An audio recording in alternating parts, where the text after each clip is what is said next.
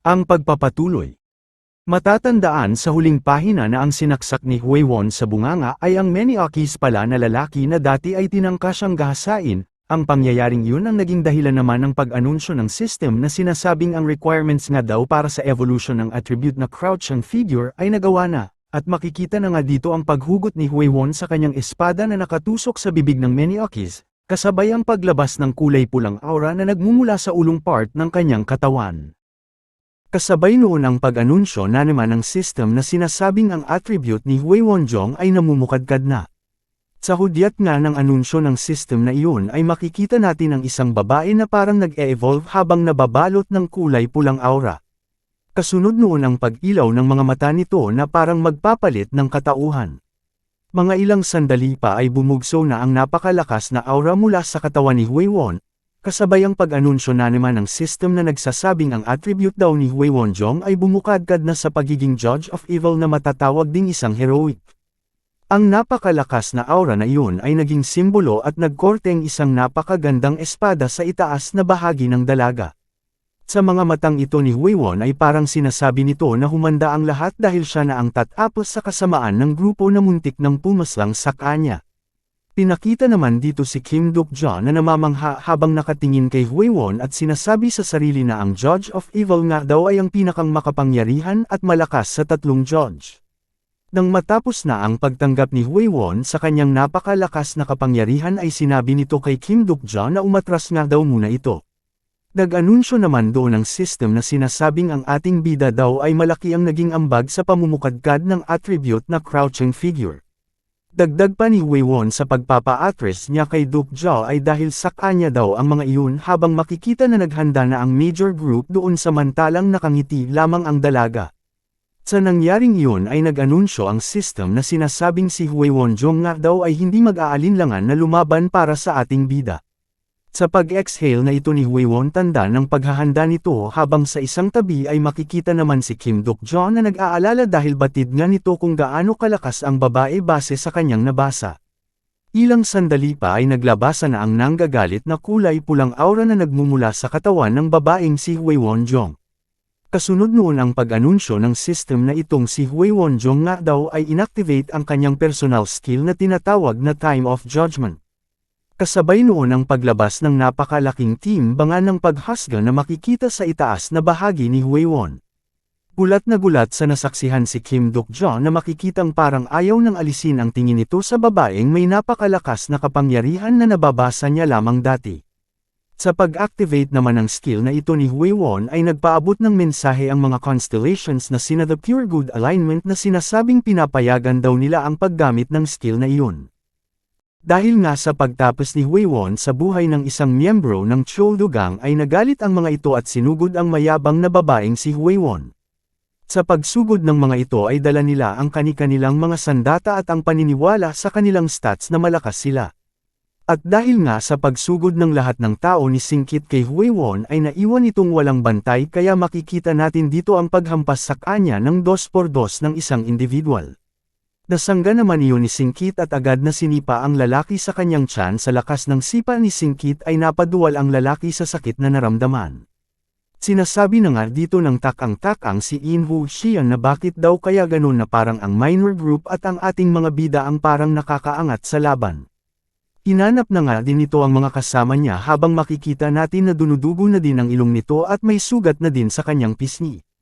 Sa paghahanap nito sa kanyang mga kasamahan ay nanlaki ang mga mata nito sa pagkakita kay Huiwon na nababalot ng nanggagalit na pulang aura at ng napakaraming dugo ng mga tao na kanyang napaslang. Pinakita na nga din dito ang actual na laban na nagaganap sa pagitan ni Huiwon at ng napakaraming gangster. Gamit ang kaalaman nito sa kendo ay mabilis at walang habas nitong napaghihiwa ang mga tao na sumusugod sa kanya.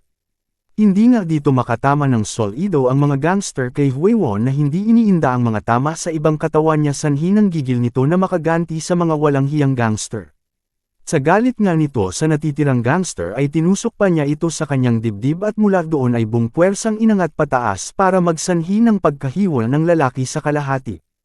Ang laban nga na iyon ay nagpa-alarma sa lahat ng tao na nabubuhay doon at nagdulot sa kanila na mapatulala at mapang-angga na lamang. Makikita naman natin dito ang ating bida na pinuprotektahan na lamang sina Sun Gao at ang iba.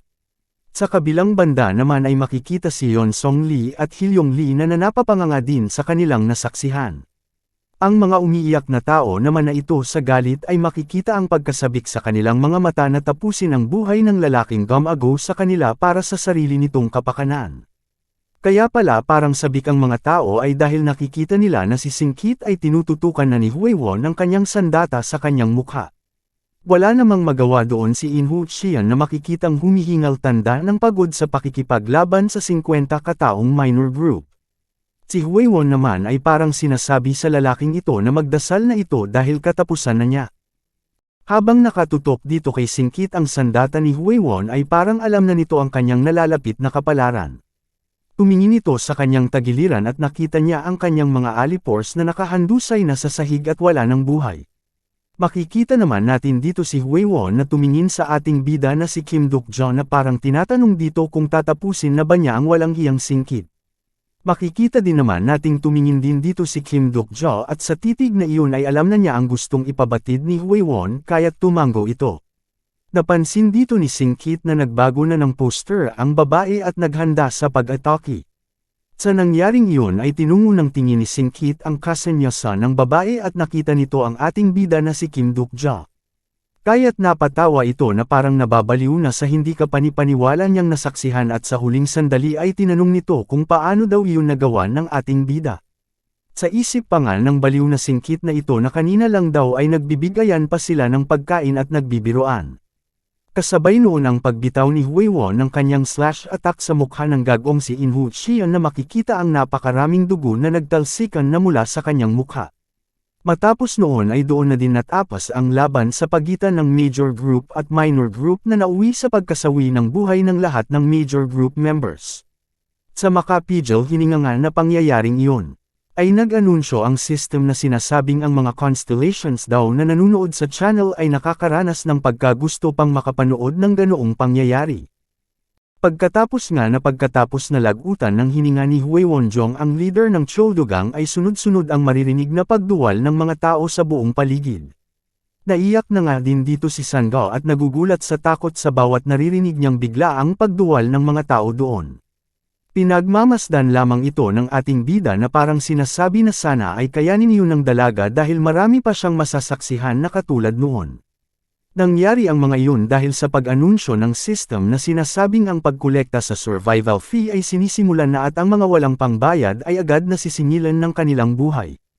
Sobra na din nga ang pagpigil ni Yeon Song Lee dito na napapatikom na lamang ng kanyang mga kamao sa nasasaksihang isa-isang pagsabog ng ulo ng mga tao doon na hindi nakapagbayad ng survival fee.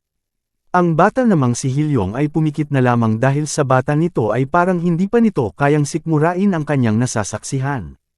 Sa sobrang buti naman ng puso nitong si Huewon ay makikitang napaluhod na lang ito sa sahig dahil wala siyang magawa sa mga tao na naruroon. Makikita itong nanghina sa patuloy nitong naririnig na pagputok ng mga ulo ng mga walang kalaban-laban na tao doon. Sa mukha nga nito ay para itong nawala sa kanyang sarili na parang tinatanong sa sarili kung anong mundo ngayon ang kanyang kinabibilangan. Napansin naman iyon ni Duk-jo dahil sa alam nitong kapag pinabayaan ang taong may crouching figure na skill ay maari itong mabaliw at maging killer. Nilapitan niya ang babae at inabot ang kanyang kamay at sinabi dito na tumayo na daw ito. Tumingin naman kay Duk-jo itong si Huewon at makikitang umiiyak din ito. Matapang naman ditong tumingin ang ating bida at sinabing tumayo na daw ito dahil ang senaryo ay nagsisimula pa lamang. Kaya kahit umiiyak pa ay inabot na nito ang kanyang kamay sa kaibigan nitong si Kim Duk-jo para magpatuloy sa laban at hamon ng buhay. Pagkatapos noon ay nagtipon ang grupo ni Kim Duk-jo para pag-usapan ang susunod nilang hakbang base sa nangyari. Kasunod ang anunsyo ng system na sinasabing 100 coins nga daw ay mawi-withdraw araw-araw sa madaling araw bilang survival fee. Mamamatay daw sila kapag hindi nila iyon nabayaran sa takdang oras. Kokolektahin daw ito hanggang sa matapos ang second main scenario. Sinabi pa ng system na nasa area daw sila ng second scenario. Hanapin nga daw nila ang lugar kung saan gaganapin ang second main scenario. Lumipas na ang gabi at sumapit na ang umaga dito sa Jeonju Station. Sa loob nito ay makikita ang mga nagkalat na armas na ginamit sa natapas na madugong labanan ng dalawang galit na grupo. Makikita na nga din dito ang mga nagkalat na dugo at mga bangkay ng napakaraming tao.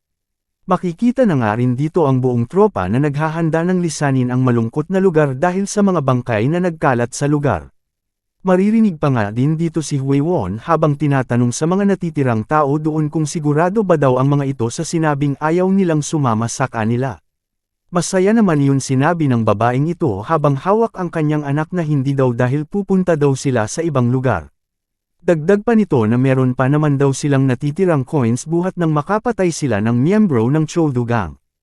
Sa isip naman ng ating bida, pagkatapos nga daw ng huling incident na iyon ng gabi ay halos lahat ng taong nakaligtas ay nilisan na ang Jeonho Station.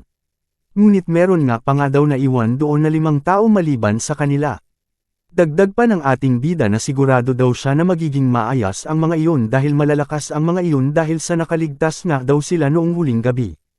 Matapos ang paalamang iyon ay nagsalita si Huiwon at inalok na sina Kim Duk-jo at ang iba pa para umalis na din. At sa sinabi namang iyon ni Huiwon ay sinabi sa isip ng ating bida na hindi na daw ito nagtanong kung pwede siyang sumama sa kanila.